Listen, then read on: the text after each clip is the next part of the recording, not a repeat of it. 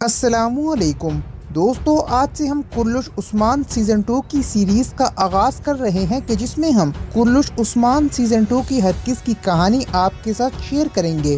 कुर्लुश Usman season 2 की पहली किस्त के आगाज में शेख कमराल अब्दाल एक भेड़ और एक भेड़िए को एक साथ खाना खिलाते हैं। शेख कमराल अब्दाल हक और सच की बात करने वाले इंसान होते हैं। इनकी ये ख्वाहिश होती है कि एक ऐसी रियासत वजूद में आए जो कि दुनिया के मजलूम मुसलमानों के हुकूक का दिफा करे। उस्मान सफ़ेद दाढ़ी वालों के साथ जा रहा होता है। उस्मान की मुलाकात सफ़ेद दाढ़ी वालों के सरबराह जुनैद आर्किन से होती है। जुनैद आर्किन उस्मान से कहता है, तुर्क लश्कर एक ऐसा निज़ाम कायम कर रहा है जहां भेड़ और भेड़िया एक साथ पानी पिएंगे। एक ऐसी रियासत वजूद में आएगी जो दुनिया के मजलूम मुसलमानों के हुकूक का दिफा करेगी और आलम कुफ्र का डटकर मुकाबला करेगी। ये सुनकर उस्मान कहता है, यकीनन वो वक्त दूर नहीं कि जब एक नई रियासत वजूद में आएगी और जालिमों को मुंह तोड़ जवाब देगी। कबीले में बाला खातून और गुंजा खातून सामान बांध रहे होते हैं क्योंकि कई काफिला सुगूत बाजार की तरफ जाने की तैयारी कर रहा होता है। एक बच्चा जिसका नाम अहमद होता है वो इन दोनों खवातीन के पास आकर कहता है, मैं अपना सामान खुद बांधूंगा क्योंकि मेरी अम्मी इस दुनिया में नहीं रही। ये सुनकर बाला खातून अहमद से कहती हैं, तुम्हें परेशान होने की जरूरत नहीं, हम तुम्हारा सामान बांधने में तुम्हारी मदद करेंगे। गुंजा खातून अहमद की मदद के लिए उसके साथ चली जाती हैं।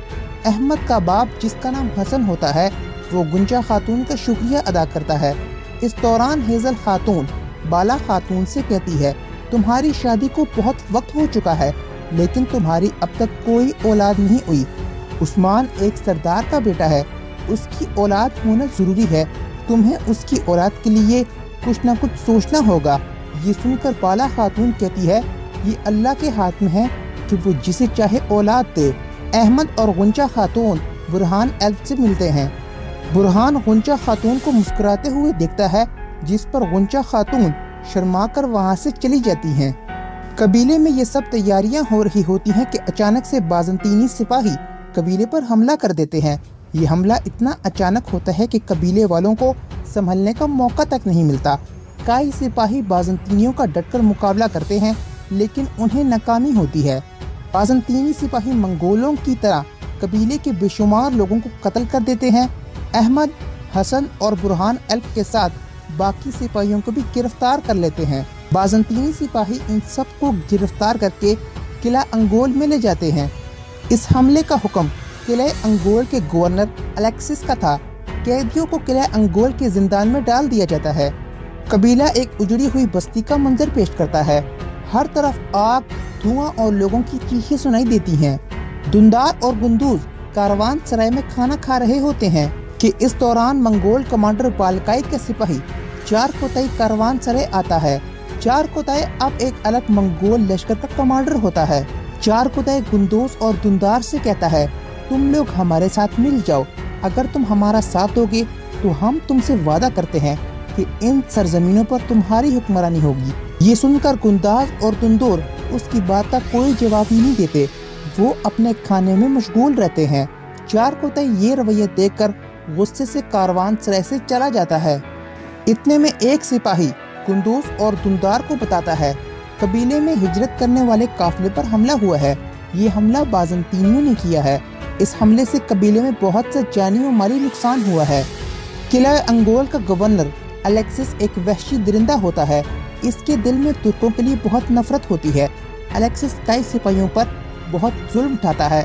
वो अपने लोगों से कहता है कि अब तुम सब तैयार हो जाओ, हम इन तुर्कों को इन सरजमीनों से निकाल फेंकेंगे। अलेक्सिस जिंदान में कैद अहमद के वालिद हसन को कत्ल कर देता है। जब हसन का वालिद शहीद होता है तो बुरहान एल्फ भरपूर मुज़ाहमत दिखाने की कोशिश करता है लेकिन उसे नाकामी होती है।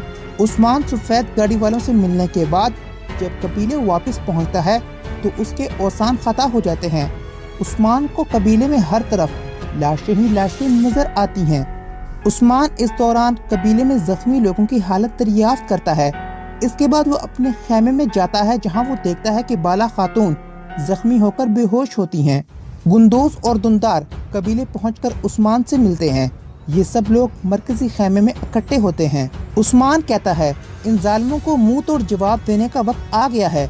इस पर कुंदोज कहता है हमें फौरन हमला नहीं करना चाहिए, पहले हमें अपनी मुकम्मल तैयारी कर लेनी चाहिए। इसके जवाब में उस्मान गुस्से से कहता है अगर आप लोग इतने ही अक्लमंद थे तो आप लोगों ने इस हमले के जाल को क्यों न पहचाना। हम अपने शहीदों का खून रायगान नहीं होने देंगे। अब हम जालिमों को ऐसी इबरतनाक सजा देंगे कि उनकी नस्लें भी इससे इबरत हासिल करेंगी। इतने में दाऊद उस्ताद मरकजी खेमे में आता है। उस्मान दाऊद उस्ताद से कहता है आप आज रात तेल जमा करें और आग के गोले तैयार करें ताकि हम कल जंग में उन काफिरों पर इसको इस्तेमाल कर सकें।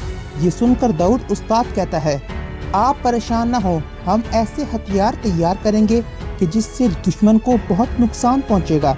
दाऊद उस्ताद पूरी रात लगाकर आग के गोले और बाकी जरूरी सामान तैयार करता है।